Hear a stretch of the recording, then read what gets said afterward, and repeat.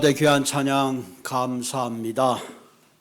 그리스도 안에서 하나 된다는 것처럼 영광스러운 게 없는 것 같아요. 사실 제 마음 같아서는 이 예배 전 시간을 우리 창조님께 드리고 싶었어요. 40년 이상 섬기신 교회인데 우리가 몇 시간이라도 아마 하실 얘기가 많으실 것 같아요.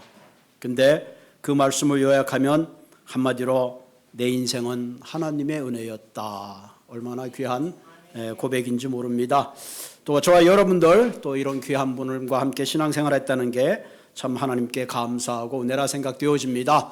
또 앞으로 권사님들, 장로님들, 우리 황 장로님의 뒤를 따라서 믿음의 아름다운 길을 가며 아름다운 공동체를 세우는 한 분 한 분 되시기를 바랍니다. 자, 오늘 설교 제목은 무엇이 중한디? 그게 여기 영화 제목도 있더라고요. 제가 보니까 이게 충청도 말인가요? 무엇이 중한디? 이 말은 뭐가 중요한지 알고 사느냐, 이런 상당히 그 철학적인 질문을 하고 있습니다. 무엇이 정말로 당신의 인생에서 소중하냐 하는 질문. 한번 여러분 속으로 내 인생에 정말 소중한 게 뭘까 한번 여러분들이 생각해보는 그런 시간이 되기를 바랍니다. 사람들은 자기의 가장 소중한 것을 가장 소중한 장소에 보관합니다. 그래서 얼마 전에 코스코를 갔더니 그 막 금고가 있더라고. 막 큼지막한 게. 저거 가만 보면서 저거 누가 사갈까? 난 저기다가 넣을 것도 없는데. 그런 생각을 해본 적이 있습니다.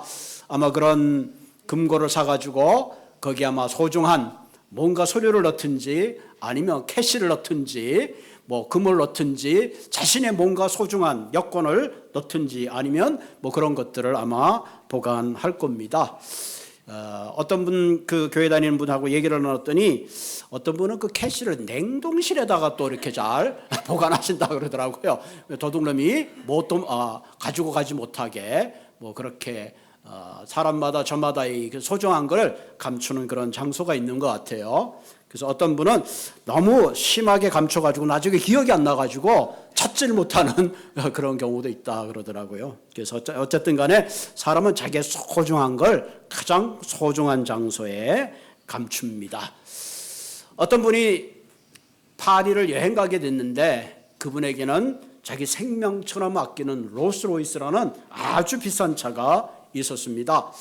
자기가 파리에 여행 가는 동안 혹시 이 차를 훔쳐가면 어떨까 고민을 하다가 이 사람이 기가 막힌 아이디어를 생각했어요. 은행을 차를 몰고 가가지고 내가 지금 여행을 하려고 그러는데 캐시가 필요합니다. 한 몇만 불 정도 내게 빌려줄 수 있겠습니까? 그래요? 당신이 담보가 있어야지 빌려주지 이렇게 그냥 빌려주죠. 네, 차를 맡기면서 이 차를 담보할 테니까 필요한 캐시를 주십시오. 차가 롤스로이스니까 이분은 굉장한 부자라는 그런 생각을 가지고 이제 돈을 빌려줬다고 그럽니다. 이분이 이제 파리 여행을 하고 돌아와서 이제 은행에 와서 자기의 이제 빌린 돈을 갚고 이자가 이만큼 되니까 내십시오. 그러니까 이자를 내고 그 차를 찾아왔대요.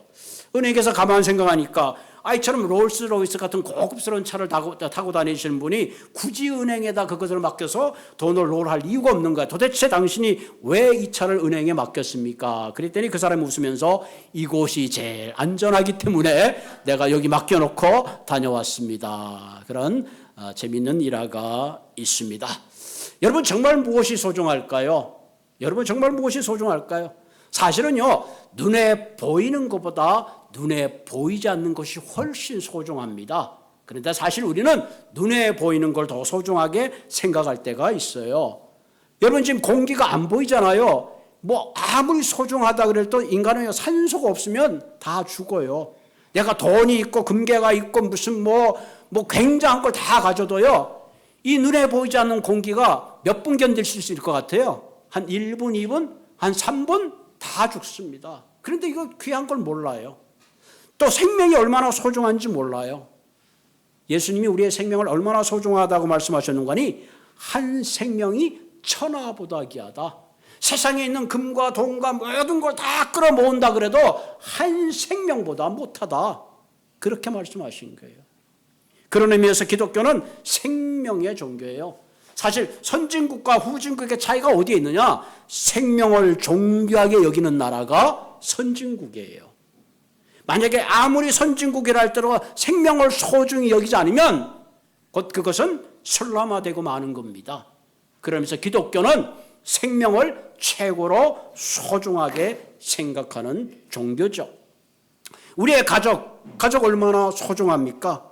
요즘 점점 가슴 아픈 것은 옛날에 가지고 있던 그 대그룹의 가족 단위의 그 끈끈한 사랑들이 조금씩 사라져가는, 너무 괴인화되어가는, 옛날에 뭐 사돈의 8천 그 이하까지 모여서 막 제사 드리면서 함께 연결됐던 그 고리들이 점점 끊어져 나간다는 것이 참 마음이 아파요.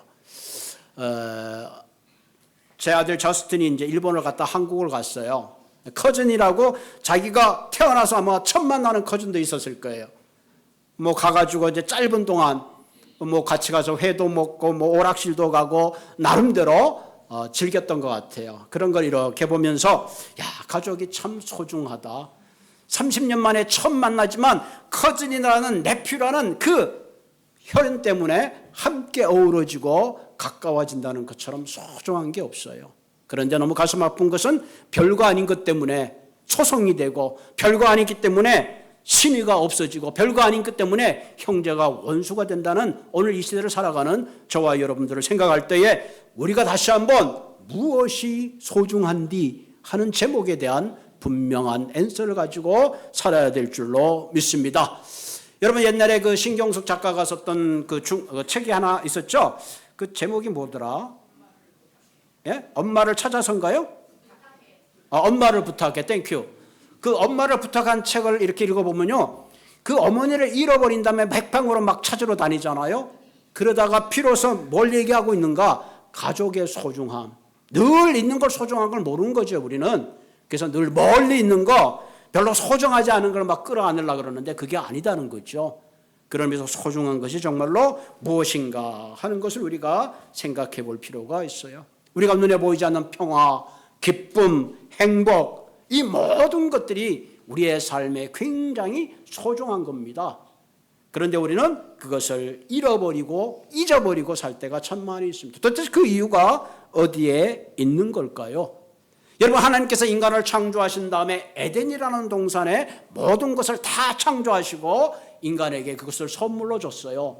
이 에덴이란 말은 기쁨이란 뜻입니다. 행복이란 뜻입니다. 그 안에는 모든 인간을 퍼펙트하게 행복할 수 있는 그런 장소입니다. 그런데 인간은 그 행복한 장소에서 욕심과 자신의 어떤 더 가지려고 하는 그런 마음 때문에 결국은 하나님을 거역하고 불순종하고 결국은 에덴에서 쫓겨나게 되잖아요.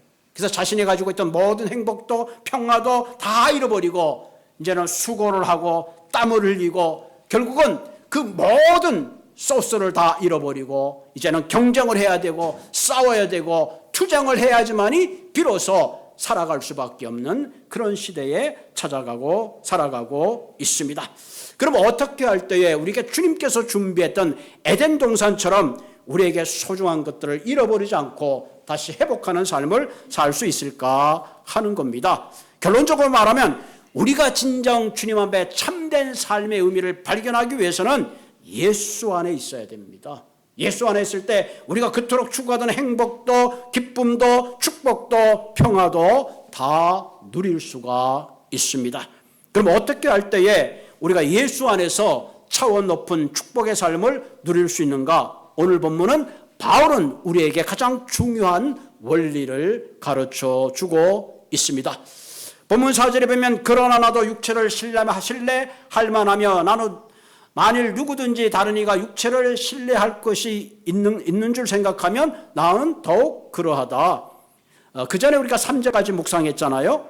그 전에 할레파 사람들이 자신의 율법을 자랑하고 전통과 안식일과 자신의 그런 것들을 내세우면서 바울이 전한 순수한 복음에 대해서 어게인스트 했어요. 그래서 바울이 약간 좀 화가 난 거죠. 그래? 한번 인간적인 자랑을 한번 나열해볼까? 나도 자랑하려면 너희들이 못지않게 모든 것을 갖춘 사람이다. 지금 그렇게 얘기하죠. 그러면서 그 자랑에 대해서 쭉 얘기하는데요. 나는 8일 만에 할례를 받았다. 이 별거 아닌 것 같지만 굉장히 나는 순수 헤우대 혈통이다. 그렇게 말하는 거죠. 아브라함의 자손이다. 아브라함의 자손은 태어나면 8일 만에 할례를 합니다. 여러분, 이스마엘은 13살 때 할례를 받았고요. 이방인의 경우는 성인이 되면 할례를 받습니다. 내가 8일 만에 할례 받은 사람이야. 굉장한 프라이드입니다. 그 다음에 나는 이스라엘 족속이란 말은 자기의 선택받은 민족이다. 지금 이스라엘 백성들도 막 전쟁하라고 그러고 있지만 그들의 마음속에는 하나님 우리를 선택했다는 굉장한 프라이드를 가지고 있어요. 나는 선택된 사람이다. 또 바울이 자랑한 건 뭘 자랑하면 나는 베냐민 지파다. 베냐민 지파는 이스라엘의 초대 사울왕을 배출했던 지파입니다. 여러분 우리나라에도 뭐 대통령이 우리 동네에서 태어났다. 뭐죠? 지방만 같아도 얼마나 프라우드하게 생각해요. 대통령을 선출한 그런 첫 지파가 된 거죠. 뿐만 아니라 그는 율법으로는 바리새인이요. 우리가 바리새인에 대해 부정적인 시각을 가지고 있으면 그 당시 바리새인은 6천 명밖에 안 됐습니다. 그 사람들은 율법에 정통한 사람들이고 많은 사회에 존경을 받는 그야말로 엘리트 그룹 중에 엘리트입니다. 특별히 바울은 그 당시에 최고의 선생이란 가말리엘 문화에서 최고의 율법을 배웠던 그런 사람입니다. 그런데 그가 또 자랑한 것은 나는 교회를 핍박했다는 얘기는 그만큼 정치적인 권력을 가지고 있는 사내리딘의 한 멤버였다 그럽니다. 그리고 7절의 마지막 말하기를 뭐라 해? 율법의 의뢰는 흠이 없다. 야, 이처럼 자랑하려면 나도 너희들보다 자랑할 게 더 많다 하는 거. 그런데 미안하지만 나는 이런 거 자랑하지 않는다. 이런 거 시시해서 나는 더 이상 자랑하지 않는다. 7절에 그렇게 말하죠. 그러나 그죠? 그러나 무엇이든지 내게 유익하던 것을 내가 자랑하던 것을 이제는 내려놓고 내가 그리스도를 위하여 다 해로 여긴다. 그동안 나는 이런 것들을 추구하기 위해서 내 일생을 달려왔는데 예수를 만나고 보니까 그 모든 것들이 부질없더라. 그런 얘기를 하고 있습니다. 그런 것들이 다 부질없더라. 그리고 내가 그런 모든 것들을 버리고 배설물로 여겼다. 8절에 보면 또한 모든 것을 해로 여기면 내 주 그리스도 예수를 아는 지식이 가장 고상하기 때문이라. 내가 그를 위하여 모든 것을 잃어버리고 배설물로 여기면 그리스도를 얻고 그 안에서 발견되려 함이라. 내가 부활하신 예수를 만나고 나니까 내가 그토록 추구하고 내가 그토록 이루려고 했던 그 모든 것들이 내 삶의 전부인 줄 알았더니 그것들이 아무것도 아니더라. 그런 얘기를 하는 겁니다. 예수를 아는 것이 가장 고상하더라. 그런 얘기를 하는 거죠. 지금 바울이 예수를 안다는 건 단순히 머리로 이해하는 예수가 아니라 가슴으로 경험한 예수를 말하는 겁니다. 바울은 예수 안에서 얻는 기쁨과 행복은 이때까지 자신이 얻으려 했던 유대인이 말하는 것처럼 율법의 의로 얻는 줄 알았더니 그게 아니더라 하는 겁니다. 바울도 다른 사람보다 열심히 공부했고 다른 보다 열심히 율법을 연구했습니다. 왜? 하나님 앞에 의로움을 얻기 위해서. 그런데 그것으로 하나님 앞에 의로울 수 있는 사람은 아무도 없더라. 그래서 나는 그런 것들을 모두 포기했노라. 그런 얘기를 하고 있습니다. 그런데 바울이 그리스도 안에 들어오고 내가 그리스도를 만나고 나니까 뭐가 중요한지를 깨달았다. 뭐가 진짜인지를 깨달았다.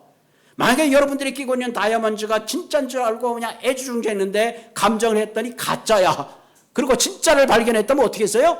그래도 가짜를 끼고 다니실래요? 금방 버려버리고 진짜를 소유하게 될 것입니다.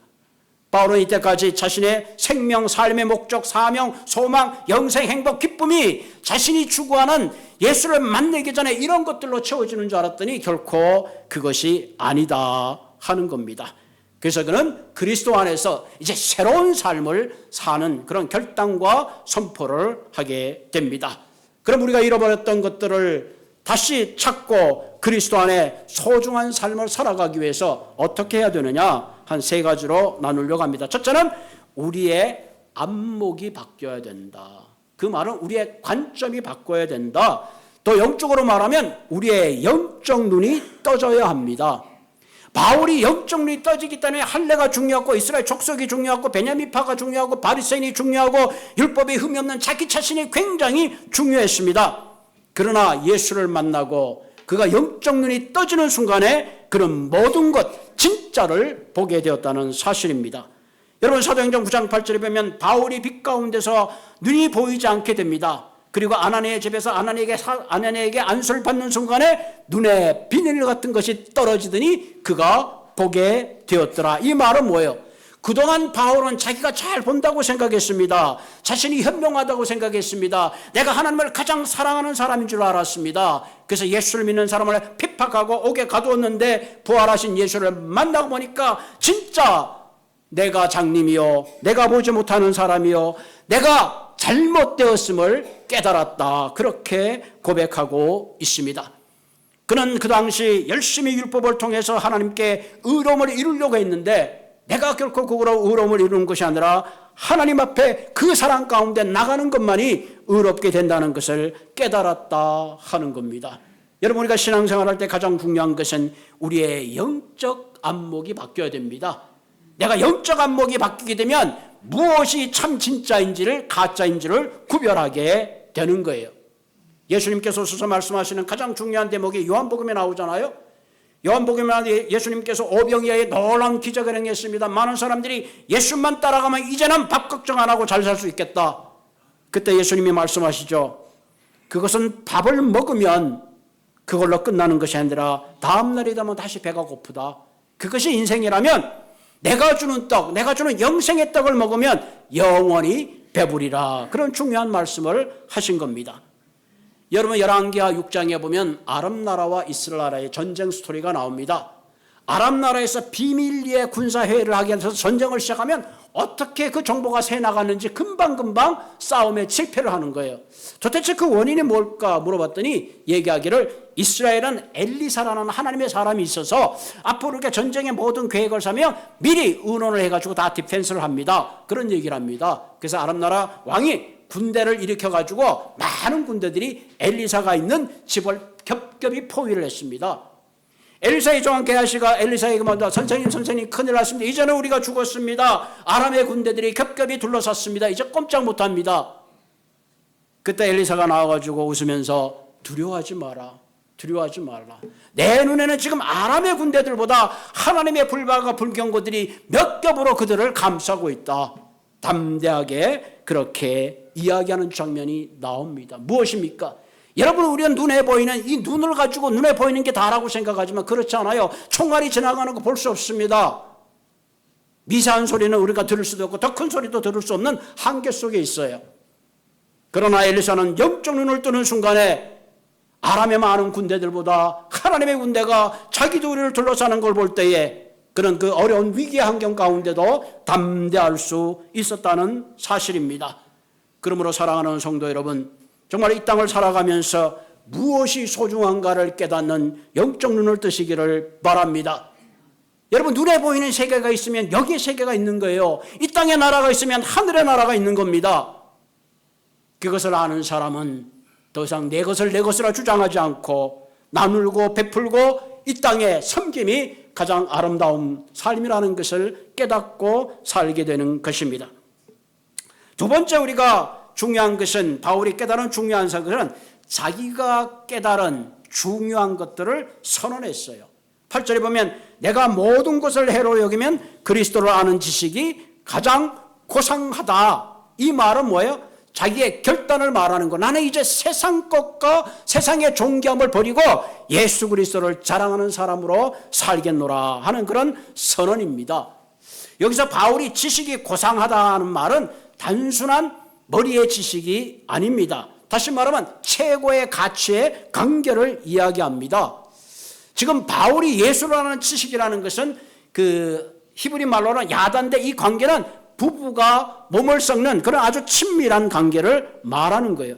내가 예수 안에서 친밀한 관계를 누려보니까 그 안에 내 자랑이 거기에 다 있다. 내가 그리스도를 만나고 내 영적 눈이 변하고 나니까 내가 보이지 않던 하늘의 세계가 보이고 영적 세계가 보이고 그가 꿈꿔왔던 또 다른 진짜의 세계를 볼 수 있었다 하는 겁니다. 그래서 그동안 바울이 추구했던 모든 것들을 배설물로 여겼다는 두 가지 뜻이에요. 배설물로 여겼다는 말은 이스라엘 백성들이 그 이방 사람들 개라고 생각했어요. 개에게 던져주는 그 불결한 음식, 그걸 배설물로 생각하고, 또 다른 배설물은 여러분 배부르고 나면 반드시 가는 곳이 있죠. 거기서 우리 모든 것을 해결하는데 그런 겁니다. 이 배설물들을 여보 배설하지 않고 있으면 아주 괴롭습니다. 컨스티페이션이 괴로운 거 아니에요? 나가야 될 것이 안 나가면 괴로운 겁니다. 우리의 건강에 문제가 있어요. 오래 품고 있으면 오히려 독이 됩니다. 우리의 삶에 가장 문제가 되는 것은 이와 같은 배설물입니다. 우리가 가지고 있는 고집과 자기주장, 욕심과 교만과 이런 것 때문에 결국 분쟁이 되는 것이고, 이런 것 때문에 화목이 깨어지는 겁니다. 그러면 이 시간 저와 여러분들은 선언해야 돼요. 예수 외에 그 어떤 것도 내게 유익이 없노라. 예수님만 나의 최고의 가치요 진짜의 가치라고 선언할 때에 우리는 진정 무엇이 가장 가치 있는 삶인가 하는 것을 매일매일 가슴에 새기며 살아갈 수가 있습니다. 여러분, 요셉을 생각해 보세요. 요셉은 뭐였죠? 한순간에 자기가 눈만 감으면 보디발의 여러 가지 권력을 누릴 수 있었지만 이 요셉은 늘 고백했어요. 보디발의 아내가 유혹할 때에 당신이 나를 유혹하지만 당신보다 더 존귀한 분이 계시는데 내가 하나님 앞에 죄를 지을 수 없다. 그래서 결국은 그의 삶을 하나님께서 붙잡아 준 것을 보게 됩니다. 여러분, 이 땅을 살아가면서 저와 여러분들은 보이지 않는 하나님 때문에 죄를 범하는 것이 아니라 하나님은 죄를 범하는 사람을 기다리는 거예요. 여러분, 시편에 보면 죄를 범하는 사람이 당장 심판이 없으니까 마음이 더 담대해져서 더 큰 죄를 짓는 거예요. 왜 하나님이 바로 심판하지 않고 기다리시느냐? 그것은 그가 돌아오기를 기다리시는 하나님의 자비하심 때문에 그런 거예요. 그러니까 우리는 잘못하면 하나님의 자비하심과 긍휼하심 때문에 더 죄를 지어서는 결코 안 되는 거죠. 그러면서 우리의 삶은 늘 정말로 모든 가치 없는 것을 배설물로 여기고 우리의 거룩함과 성결함을 통해서 하나님 앞에 가장 아름다운 삶으로 살아가시는 한 분 한 분 되시기를 주님의 이름으로 부탁을 드립니다. 세 번째 바울이 깨달은 것은 지속적인 믿음이에요. 영적 눈이 떠지고 하나님이 존귀한 것을 선포했다면 하나님과의 지속적인 믿음의 삶을 살아야 하는 겁니다. 자, 9절에서 바울이 말하는 것은 내가 가진 의는 율법에서 난 것이 아니다. 내가 의롭게 된 것은 내가 좋은 일을 하고 성경을 많이 알고 무슨 어떤 지금 여러 가지 규칙을 지켜서 의로운 것이 아니라 바로 예수님이 나를 위해서 돌아가신 그 놀라운 사랑을 믿을 때에 하나님께서 그 믿음을 의롭게 생각하시고 우리를 의롭게 여겨주셨다 하는 얘기를 지금 하고 있습니다. 우리가 예수를 믿을 때 저와 여러분들은 구원을 얻습니다. 그러나 구원을 얻는다는 것은 우리 마치 번어겐 어린아이가 태어나는 것 같아요. 부모가 없는 고아가 있는데 그 고아를 양자로 데려서 그 집에서 애지중지 귀한 아들로 키우고 있는데 그 아들이 날마다 우리 부모님을 그리워하고 고아처럼 산다면 부모의 마음이 얼마나 안타깝겠습니까?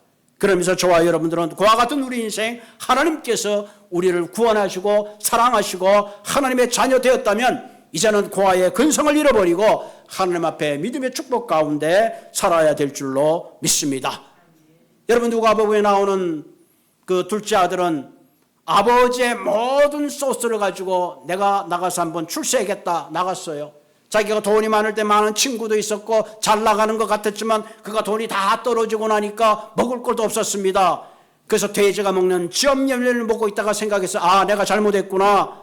내가 아버지 품에 있으면 부유함과 모든 권세가 있는데 내가 내 나름대로 괜히 폼 잡고 나왔다가 이렇게 내가 거지가 되고 말았구나 하고 깊게 후회를 합니다. 그리고 아버지 집에 돌아갈 때는 나는 아버지의 아들이라고 불릴 자격이 없습니다 라고 들어갔을 때에 아버지는 그 아들이 왔을 때 목을 어금 맞추고 새로 신발을 신겨주고 가락지를 끼워주고 새 옷을 입혀주며 죽었던 내 아들이 돌아왔다 그러면서 동네에 큰 잔치를 했습니다. 사랑하는 성도 여러분, 이것이 주님께서 우리를 향하신 마음입니다. 대학을 졸업한 제자들이 사회에서 이제 저마다의 각자의 역할을 하고 있었습니다. 한 번은 교수님들에게 큰 생일 잔치가 있어서 그 제자들이 다 모였습니다. 저녁 식사를 하고 커피 타임이 될 때에 사모님이 커피를 쭉 나눠줬는데 커피 잔이 다 각각 모양이 다 다릅니다. 그리고 가장 좋은 커피를 따라 드렸습니다. 그 커피 향이 막 그 방 안을 가득 채웁니다. 그런데 거기 모인 사람들은 저마다 커피잔에 이게 어디서 샀느냐고 어떻게 이런 게 있냐고 커피잔에 집중하고 있었습니다. 그때 그 교수님이 한마디 했습니다. 여러분이 커피잔에 집중하고 있지만 사실은 커피잔보다 중요한 게 그 안에 담은 커피의 향이 얼마나 극한가를 맡아보라 그랬습니다. 무엇입니까? 때때로 우리의 삶의 겉모습 때문에 정말로 중요한 향기를 놓칠 때가 참 많이 있어요. 내가 가진 외모, 내가 가지고 있는 스펙, 내가 가지는 학벌, 내가 하는 소유 때문에 정말 내 안에 담아야 될 소중한 예수 그리스도의 향기를 잃어버리고 살 때가 얼마나 많으냐 하는 겁니다. 여러분, 정말로 중요한 것은 내 안에 무엇을 담고 살아가느냐 하는 것이 정말로 중요합니다. 선정미문에 안진뱅이가 있었습니다. 성전 앞에서 교회 오는 사람들은 그래도 좋은 사람이겠거니 하고 아픔 주소 하품 주소 제일 좋은 자리에 자리를 잡았어요. 그 성전미문의 안진뱅이는 영원히 다른 사람이 주는 그런 불쌍한 엽전으로 살아가던 그 성전미문에 앉은 그 안진뱅이가 예수 그리스도를 만나는 순간에 성전 안에 들어가게 됐습니다. 그리고 그는 기뻐 뛰면서 자기 인생의 새로운 소망을 맞았습니다. 사랑하는 성도 여러분, 우리가 예수를 믿을 때도 성전 미문에 앉은 인생이 아니라 성전 안에 들어가는 그런 삶을 살기를 주님의 이름으로 부탁을 드립니다. 우리의 잃어버린 인생길, 상실한 시간들 사랑과 용서로 회복해달라고 하나님께 기도하시기 바랍니다. 그리고 이제는 그리스도 안에 들어오시기를 바랍니다. 거기에 참 생명이 있고 참 소망이 있고 참 기쁨이 있고 참 평화가 있는 겁니다. 한동안 스티브 잡스가 쓴 라스트 워즈라고 그러는데 나중에 인터넷에 보니까 그게 스티브 잡스가 쓴 것이 아니고 대만의 어느 한 수필가가, 대만에도 이제 포춘 500이라 그래서 그 500대 기업에 들어온 CEO가 있는 모양이에요. 그 가운데 한 분이 아마 수필로 기고한 내용을 다른 사람이 퍼다가 아마 그렇게 와전된 것 같아요. 아직도 정확하게 누군지는 모르지만 아마 그 수필가는 굉장히 사회적으로 성공한 사람이겠죠. 그러니까 그 잡지에 이름이 났겠죠.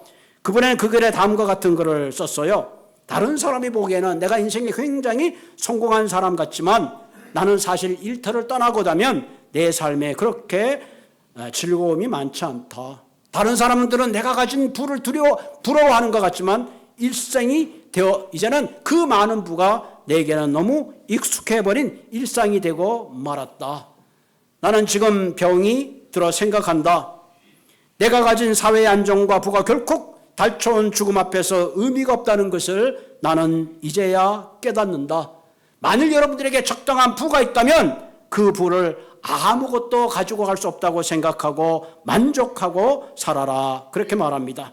내가 가지고 갈 수 있는 것은 사랑이 넘쳐나는 기억과 추억뿐이다.